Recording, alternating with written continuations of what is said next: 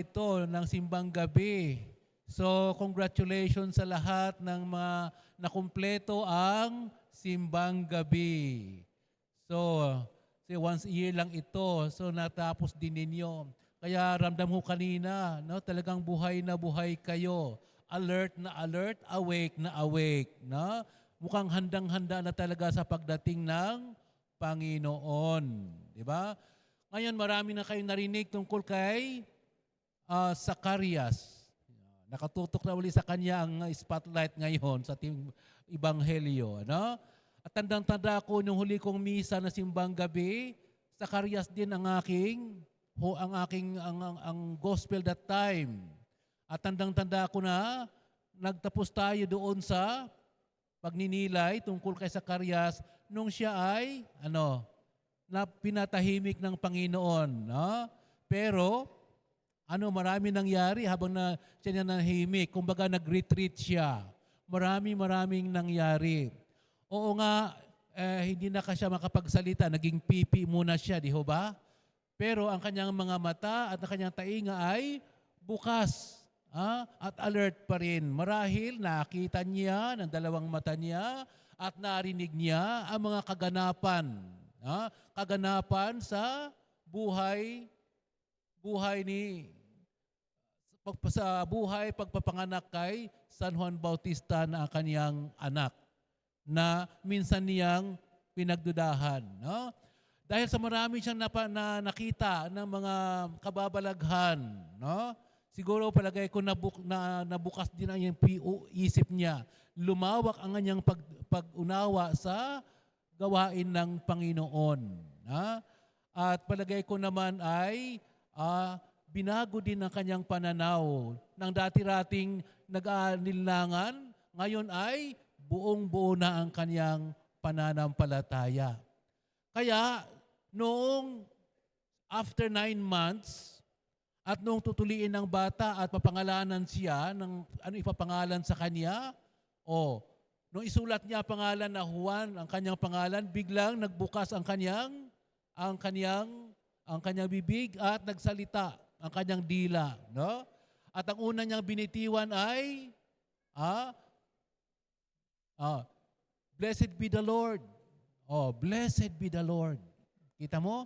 Parang yung tao na parang tawag nito, asam na asam sa pagdating ng Panginoon. Kaya nga sabi ko, ang dami nangyari na talagang nagpatibay na kanyang pananampalataya.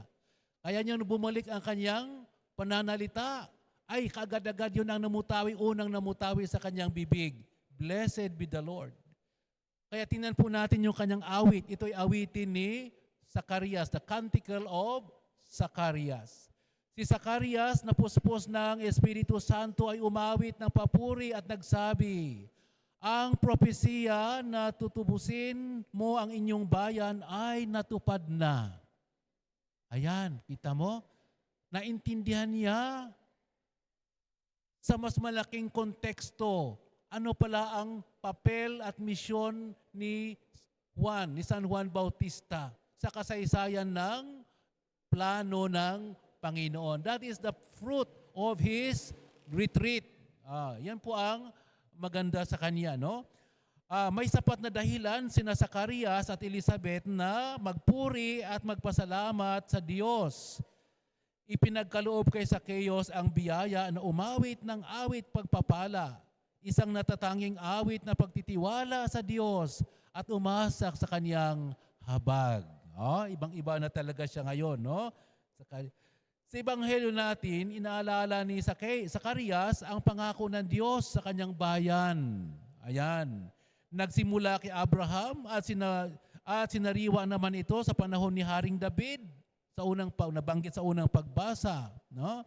Ang anak niyang si Juan Bautista ay gumanap ng mahalagang papel sa ating paghahanda sa darating na Pasko. Ayan, mas lumalawak at lumalalim ang kanyang pag-unawa sa mga bagay-bagay, no? By the way, ang pangalan ng mga magulang ni Juan Bautista ay sinasabi nilang makahulugan. Very symbolic. Ang Zacarias, ibig sabihin ay naalala ng Panginoon. God, the Lord remembers. No? Tingnan mo naman.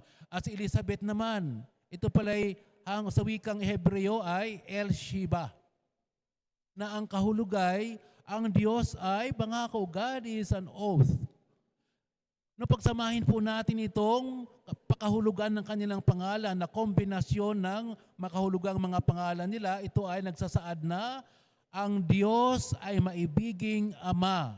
Hangad niya ang ating ikabubuti. At yan ang pangako ng Diyos. Hangad niya ang ating ikabubuti bilang isang butihing Ama. Ang Pasko ay pagpaalala sa atin na ang Diyos ay tumutupad sa kanyang pangako at ipagkakaloob sa atin ang ating higit na pangangailangan. Kita nyo na ngayon, no? Ang Pasko nagkaroon ng malalim na kahulugan. Ayan, malinaw na kay Zacarias. Kaya tayo din naman, after 9 days of simbang gabi, para ding 9 months, equivalent to the 9 months na paghihintay na ipanganak si Juan Bautista. 9 months na, nasa retreat si Zacarias dahil naging pipi nga siya, di makapagsalita. So we join him. We join him in saying, pagpalain nawa tayo ng Diyos. O akuin po ninyo, sabi niyo, make it personal. Pagpalain nawa ako ng Diyos. Pakiulit po. Pagpalain nawa ako ng Diyos.